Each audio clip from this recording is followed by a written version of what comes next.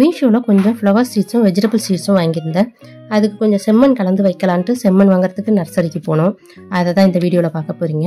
இங்கே பெட்ரோல் பங்கை கொஞ்சம் தாண்டி அந்த 4 ரோடை கிராஸ் பண்ணி போனாக்கா நமக்கு நர்சரி வந்துடும். எங்கள் வீட்டிலேருந்து 1 கிலோமீட்டர் தூரம் தான் இருக்கும். இது வந்து ஆதீனத்துக்கு சொந்தமான இடம் நிறைய இருக்கிறதுனால இங்கே பில்டிங்லாம் ரொம்பவே கம்மியாக இருக்கும். ஆனால் இது ரொம்ப ரொம்ப மெயினான ரோடுங்க. சிட்டியில், அதாவது சென்னை, பெங்களூர்லேருந்து வர்ற பஸ்ஸு, லாரி, ட்ரக்கு எல்லாமே இந்த வழியாக தான் பஸ் ஸ்டாண்டுக்கு போகணும், இல்லாட்டி அடுத்த ஊருக்கு போகணும்.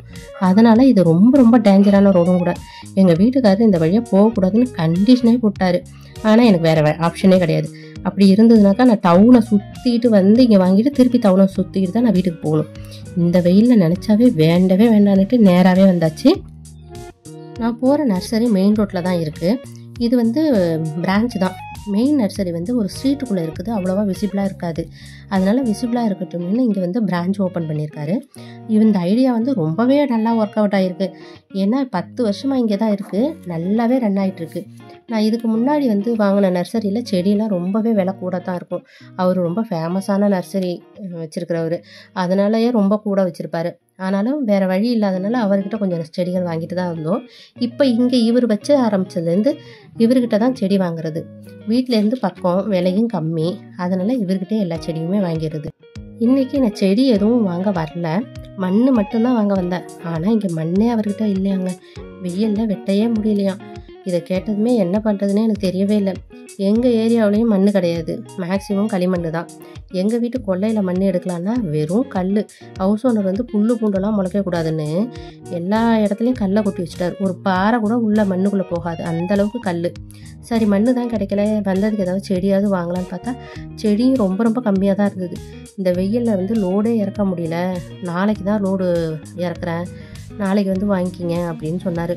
இந்த உச்சி வெயிலில், மண்டையை பொழக்கிற வெயிலில் நாளைக்கு வேறு எங்கேருந்து வர்றது? சரி, இருக்கிற செடியில் எதையாவது வாங்கிட்டு போகலான்னு பார்த்தா அப்புறம் அவர் வந்து இன்டோர் பிளான்ட்லாம் சொல்கிறாரு.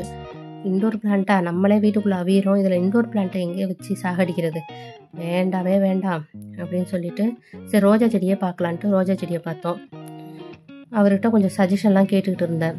சரி செவ்வந்தி பூ வாங்குவோம் அப்படின்னு பார்த்தா இது எல்லாமே வந்து ஹைப்ரிடு நம்ம ஊருக்கு செட்டே ஆகாது. சரி அதுவும் வேணான்னு முடிவு பண்ணியாச்சு. சரி வந்ததுக்கு ரோஜா செடியே வாங்கிப்போம், நம்மகிட்ட இல்லாத கலராக பார்த்து அப்படின்னு சொல்லிட்டு ரோஜா செடி வாங்கலாமா அப்படின்னு சஜஷன் பார்த்துக்கிட்டே இருந்தோம். கடைசியில் வந்து ரோஜா செடி தான் வாங்குறதுன்னு முடிவு பண்ணிவிட்டு ரோஜா செடியை பார்க்க போயாச்சு. இன்டோர் பிளான்ட்லாம் கொஞ்சம் ஃப்ரெஷ்ஷாக இருந்தது, ஆனால் பூலாம் ரொம்ப எதுவும் இல்லாததுனால எந்த செடினே எனக்கு தெரியல.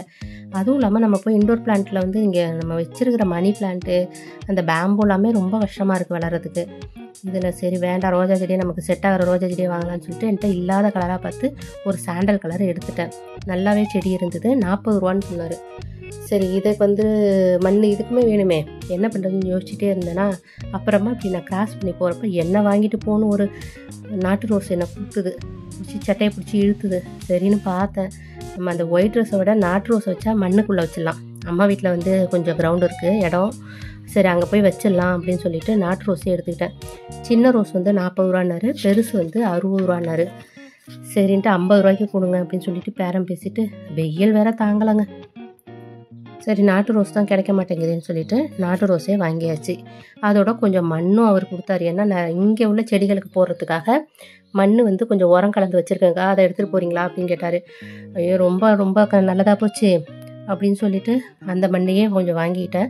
12 கிலோ இருந்தது, 100 ரூபா சொன்னார், 70 ரூபாய்க்கு பேரம் பேசி வாங்கிடுச்சு. இங்கே பாருங்கள், மதியானம் 12 மணிக்கு கூட அவர் வந்து நிறைய தண்ணி ஊற்றுறாரு. நம்ம வந்து வீட்டில் எல்லோரும் சொல்லுவாங்க 12 மணிக்கெலாம் தண்ணி ஊற்றக்கூடாது அப்படின்னு சொல்லுவாங்கல்ல. ஆனால் அவர் வேறு வழியே இல்லை, என்ன பண்ணுறது, செடி காயாமல் பாதுகாக்கணுன்னாக்கா இப்பயும் கொஞ்சம் தண்ணி தான் ஊற்றணும் அப்படின்னு சொல்லிட்டு செடிக்கு தண்ணி ஊற்றிட்டு இருந்தார். சரின்னு அவர்கிட்டேருந்து 70 ரூபாய்க்கு மண்ணையும் கொஞ்சமாக அந்த ஒரு ரோஜா செடி எடுத்திருந்தேன் இல்லையா, அதுக்கு 50 ரூபா பேசி 120 ரூபா பே பண்ணிட்டு அந்த செடியும் மண்ணையும் எடுத்துகிட்டு வீட்டுக்கு வந்தாச்சு. இன்டோர் பிளான்ட்லாம் வாங்கிக்கிங்க, கம்மி பண்ணி தரேன் விலை அப்படின்னு தான் சொன்னார். ஆனால் வந்து மண் இல்லை ஒரு விஷயம். அடுத்தது இந்த வெயிலில் வந்து கொண்டு வர்றது ரொம்பவே கஷ்டம். இப்போதைக்கு வேண்டாம் அப்படின்னு சொல்லிட்டு இருக்கிறதுக்கு மட்டும் பே பண்ணிவிட்டு நாங்கள் வீட்டை பார்த்து வந்தாச்சு. இந்த வீடியோ பிடிச்சிருந்தனா லைக் பண்ணுங்கள், சப்ஸ்கிரைப் பண்ணுங்கள். தேங்க்ஸ் ஃபார் வாட்சிங்.